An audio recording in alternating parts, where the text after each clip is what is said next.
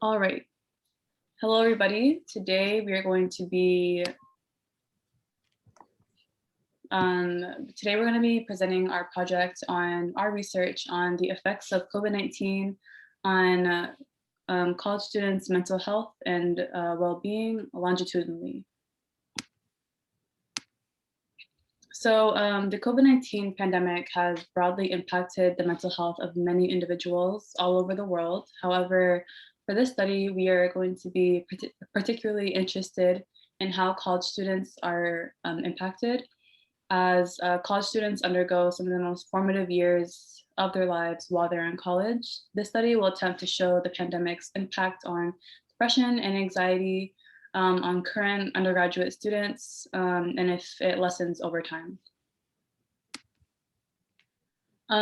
So though COVID-19 and its health and safety guidelines are unprecedented for this generation, natural disasters are not, and have been previously researched and documented to impact college students' mental health negatively.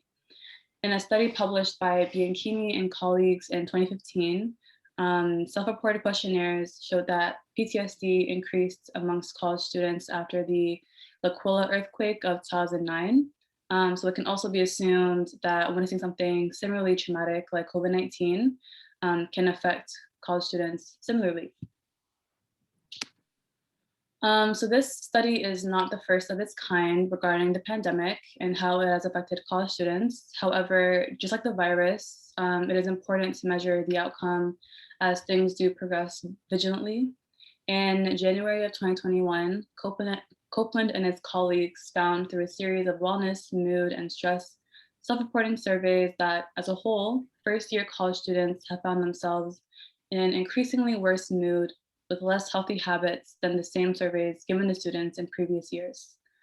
Also, those involved in student wellness projects on campus had fewer symptoms of stress. Another study showed these results in a 2021 cross-sectional questionnaire led by Browning and his team to students across 7 different universities. They also found that minority groups were more likely to be affected psychologically by the pandemic.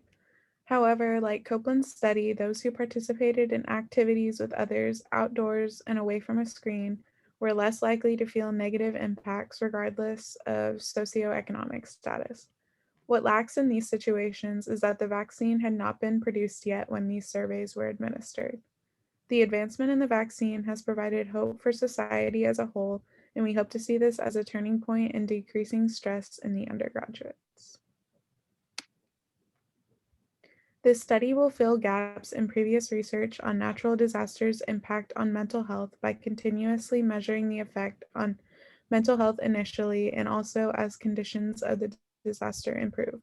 There is lack of information of depression and anxiety decrease as issues are resolved or if there is lasting psychological damage from the disaster itself. The previous studies showed that yes, there is a significant decrease in mental health after a natural disaster, but do these negative effects persist even after society has returned to normal? It is known that the pandemic and its preventative measures and lack of typical college activities do have a negative impact on undergraduates' mental health. However, as vaccines become more available, preventative measures are lessened, and society attempts to return to normal. Does mental health recover? It is proposed that as time goes on and the virus's impact is lessened, the negative effects will lessen as well, and the high level of depression and anxiety scores shown in previous research will decrease. Currently, when presented with pictures of groups wearing masks, social distancing, and empty schools, depression and anxiety will be high, but over a longitudinal study of 10 years, these scores will decrease. So this is the method's design. The design of the experiment will indicate the total measurements of the participants' mental health based on a scale. The independent variables being used in the experiment are being primed with the photographs of COVID-19 standards and not the dependent variables. Will be anxiety, depression, and stress.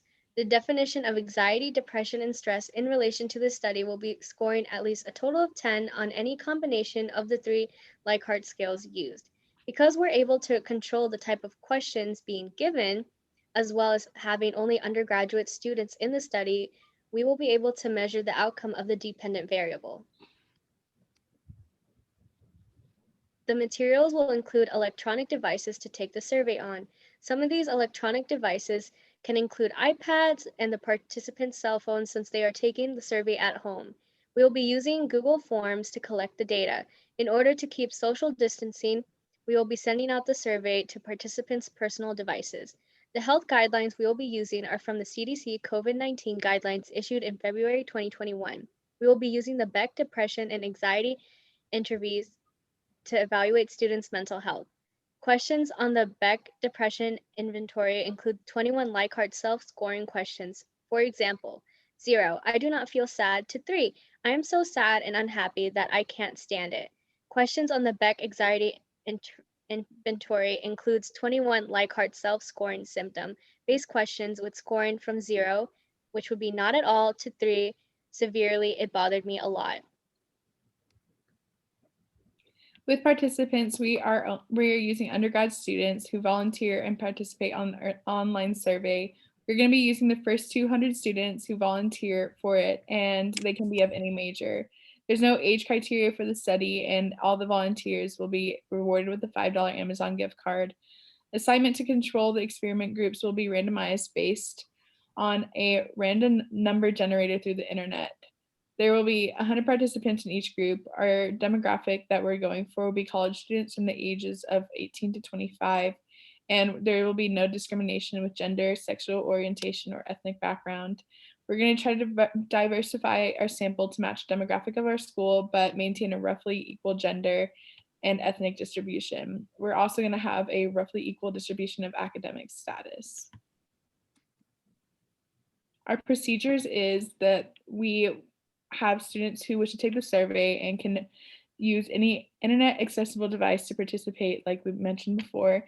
They'll be given the Beck Anxiety and Depression inventories to complete. The control group will answer the same inventories, but without being shown the pictures of the COVID-19 social standards. These answers will then be run through ANOVA to determine the statistical significance in the study. We'll also include validity tests to ensure more accurate data is obtained, such as click somewhat agree or click another option to verify that the participants are paying attention to the survey itself and answering honestly. All right, and these are our references.